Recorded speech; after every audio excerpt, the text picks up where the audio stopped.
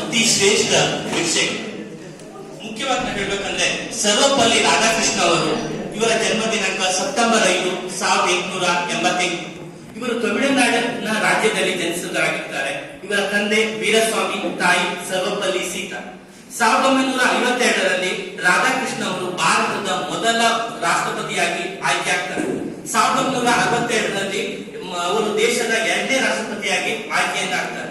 April 17, 1975ರಂದು ನಿಧನರಾಗ್ತಾರೆ.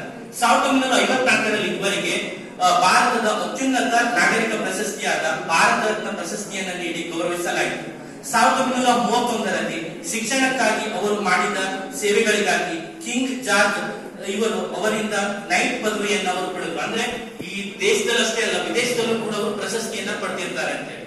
ಜರ್ಮನಿಯಿಂದ 1954ರಲ್ಲಿ ವಿಜ್ಞಾನ ಮತ್ತು ಕಲೆಗಾಗಿ ಪ್ಯಾರ್ಲೆ merit ಸ್ವೀಕಾರವನ್ನು ಮಾಡ್ತಾರೆ.